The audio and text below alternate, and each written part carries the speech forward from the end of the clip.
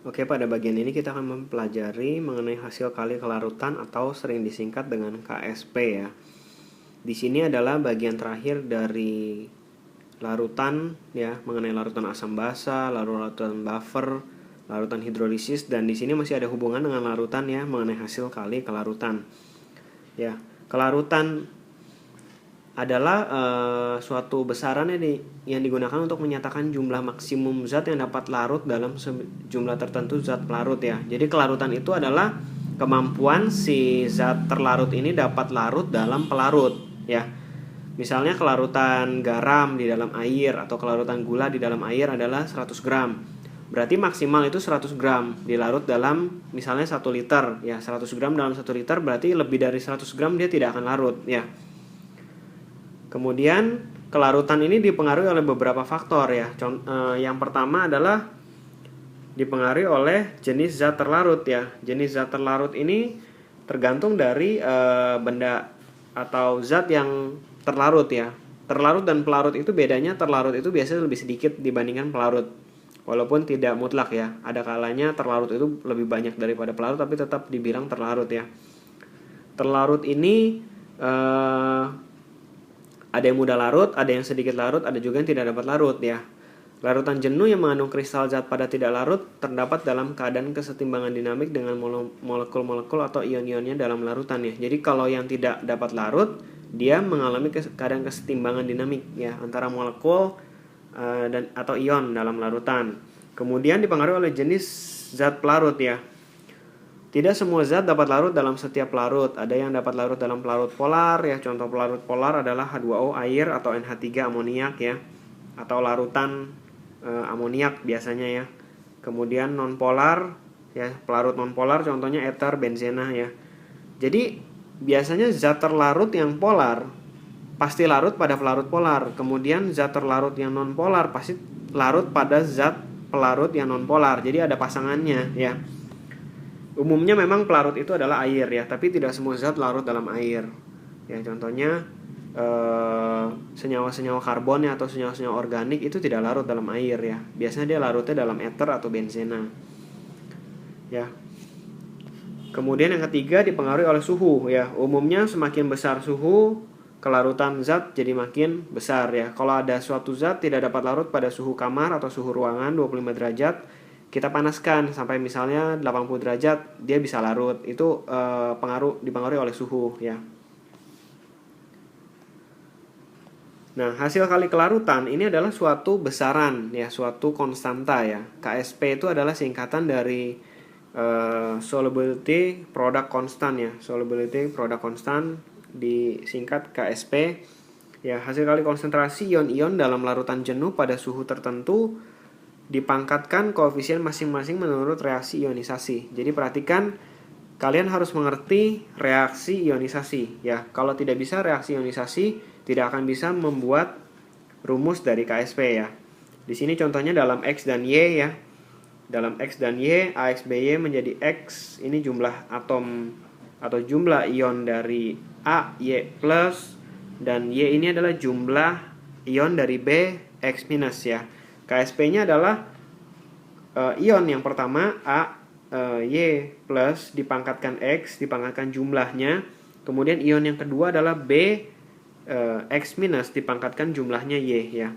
Contohnya supaya lebih mudah, CaOH 2 kali akan terurai menjadi Ca2 plus dan 2 ion OH-.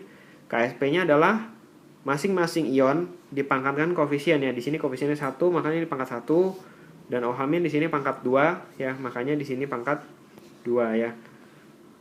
Kemudian ada beberapa senyawa yang tidak memiliki harga KSP. Yang pertama adalah elektrolit yang mudah larut ya. Contohnya NaCl, Na2SO4, HCl ini tidak punya KSP ya. Karena dia memang udah pasti larut gitu, mau dimanapun udah pasti larut. Kemudian non elektrolit, contohnya benzena, minyak ya, ini tidak punya KSP ya. Biasanya yang memiliki nilai KSP adalah senyawa elektrolit yang sukar larut ya. Jadi dia cirinya adalah yang punya KSP adalah elektrolit ya. Elektrolit itu harus kalian tahu ya. Elektrolit itu ya dia bisa terurai menjadi ion positif dan ion negatif. Biasanya mengandung logam dan non logam ya. Elektrolit yang sukar larut ya. Elektrolit sukar larut itu biasanya punya KSP. Nah, di sini ada beberapa contoh nilai KSP pada 25 derajat ya. Jadi perhatikan KSP itu dipengaruhi oleh suhu. Jadi yang di tabel ini khusus pada 25 derajat. Jadi kalau 30 derajat atau 35 derajat, nilai KSP dari setiap zat ini pasti berubah ya, berbeda. Menjadi semakin kecil karena dia suhu semakin besar, kelarutannya makin besar sehingga KSP-nya juga semakin besar ya. Di sini perhatikan ada contohnya AgBr 7,7 dikali 10 pangkat minus 13 ya. Berarti kalau nilai KSP semakin kecil artinya dia makin sukar larut ya. KSP ya. KSP makin kecil itu artinya sukar larut ya. Sukar larut. Sukar larut ini definisinya ya mudah mengendap ya. Sukar larut itu sama dengan mudah mengendap ya. Perhatikan ya, ini pangkatnya pangkat minus. Jadi KSP yang kecil itu yang minusnya sebenarnya paling besar ya. Kayak ini pangkat minus 13 dibandingkan 10 pangkat minus 5, lebih kecil itu yang 10 pangkat minus 13 ya. Jadi AgBr ini lebih kecil dibandingkan AgBrO3 ya. AgBrO3 lebih besar daripada AgBr. Ya, jadi pada suhu yang lebih tinggi KSP semakin besar. Kenapa? Karena kelarutan dipengaruhi oleh suhu. Semakin tinggi suhu, dia makin mudah larut sehingga KSP juga semakin besar ya. Jadi kalau suhu ya bertambah, KSP juga akan bertambah ya. Atau dia makin mudah larut ya. Karena KSP kecil itu artinya sukar larut atau mudah mengendap. Nah, setiap zat memiliki KSP tertentu. Ya, perhatikan. Setiap zat memiliki KSP tertentu pasti beda-beda antara setiap zat. Jika dalam perhitungan hasil kali konsentrasi ion-ion atau hasil kali ion-ion di dalam larutannya ya, atau namanya QC ya. Rumusnya QC itu sama dengan KSP ya. Kalau hasil perhitungan QC-nya lebih kecil dari KSP artinya dia belum jenuh ya, belum ada pengendapan. Kalau QC-nya sama dengan KSP, dia tepat jenuh ini belum mengendap, tapi sedikit lagi akan mengendap. Kalau QC-nya lebih besar dari KSP, dia lewat jenuh, artinya terjadi pengendapan ya. Nanti ada contohnya di dalam soal ya. KSP itu adalah hasil kali konsentrasi ion-ion pada keadaan jenuh ya. Kalau hasil kali konsentrasi bukan pada keadaan jenuh, itu masuknya ke QC ya. Makanya QC dibandingkan dengan KSP. Kalau QC-nya lebih besar, dia akan mengendap ya. Kemudian ada istilah kelarutan ya. Kelarutan itu lambangnya biasanya S kecil ya. Karena KSP itu hasil kali kelarutan, kelarutannya sendiri itu dilambangkan dengan S kecil atau solubility. Definisinya adalah jumlah mol garam terlarut dalam 1 liter larutan ya, atau molaritas. Bisa juga dalam massa dibagi volume ya, massa per liter.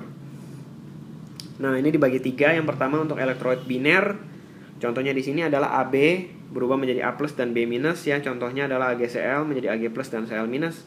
Di sini dipengaruhi oleh koefisien dari masing-masing ya. Ini semua koefisiennya sama-sama 1, makanya di sini S, di sini juga S dan S ya. Akibatnya KSP dari AgCl itu adalah S kuadrat ya. Di sini adalah S kuadrat. Kalau mau cari S-nya berarti akar dari KSP. Kemudian elektrolit terner ya. Terner ini berarti ada 3 ion. Kalau biner tadi ada 2 ion, ya kan? 2 ion. Kalau terner berarti ada 3 ion, ya. Si garam ini akan terurai menjadi 3 ion ya. AB2 contohnya di sini menjadi A2+ dan 2B-. Contohnya CaOH 2 kali Ca2+ tambah 2OH-. Kalau di sini S ya, CaOH 2 kali kelarutannya adalah S, misalnya 10 gram per liter. Berarti Ca2+ juga sama 10 gram per liter. Nah, OH- menjadi 20 gram per liter ya, atau S, S dan 2S. KSP-nya tinggal dikali ya. Hati-hati ya, ini udah dikali 2 nanti dipangkat 2 lagi ya. Dikali 2 dipangkat 2 lagi karena OH-nya itu adalah 2 kalinya CaOH 2 kali, kemudian karena ada koefisiennya 2 dia dipangkat 2 lagi ya. Sehingga KSP-nya adalah 4S pangkat 3. Mau cari kelarutannya tinggal diakar pangkat 3 dari 1/4 dari KSP ya. Nah, ini untuk secara umum elektrolit AxBy ya. AxBy akan terurai menjadi sejumlah X ion A Y+, kemudian sejumlah Y ion B X- ya. Kalau di sini S, di sini berubah menjadi XS dan YS. Ya, tinggal dimasukkan ke dalam rumus KSP. Ya, ini total KSP-nya. Dan ini adalah rumus dari kelarutannya. Nah, ada pengaruh ion senama di dalam suatu larutan. Ya, maksudnya ion senama ini adalah ion yang sama dengan larutan yang sudah ada KSP-nya. Ya. Contohnya di sini dalam larutan jenuh Ag2CrO4 kalau ditambah larutan AgNO3 atau K2CrO4 ya.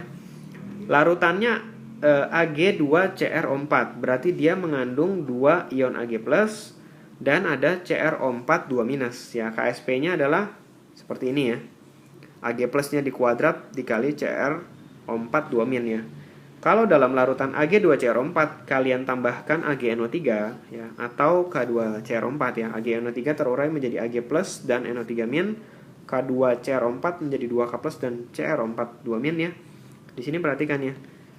Ag+ ini akan menambahkan Ag+ yang di dalam Ag2CrO4 ya.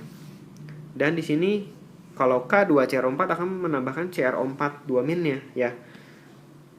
Kalau sudah ada yang sama ionnya, ya, kelarutan itu akan semakin kecil. Ya, kelarutan akan turun. Sesuai asas kesetimbangan di dalam Le Chatelier ya, asas Le Chatelier tentang pergeseran kesetimbangan ya. Kalau dalam reaksi yang di atas ini ya, reaksi Ag2CrO4 ini ditambahkan Ag+, dia akan ditambahkan sebelah kanan ya, ditambahkan sebelah kanan sini dia akan bergeser ke sebelah kiri ya, atau ditambahkan CrO4 2- dia juga akan bergeser ke sebelah kiri. Akibatnya terbentuklah endapan Ag2CrO4 ya. Kelarutannya akan semakin turun ya, kelarutan turun dan KSP tetap ya. Ingat ya, KSP itu tidak berubah walaupun ditambahkan ion senama. KSP hanya berubah kalau suhunya berubah ya. Nah, di sini ditambahkan definisi kelarutan kecil ya. Kelarutan kecil itu artinya sukar larut atau mudah mengendap, dan kelarutan besar itu artinya mudah larut dan sukar mengendap. Ya, untuk pembahasan soalnya dapat dilihat di video selanjutnya.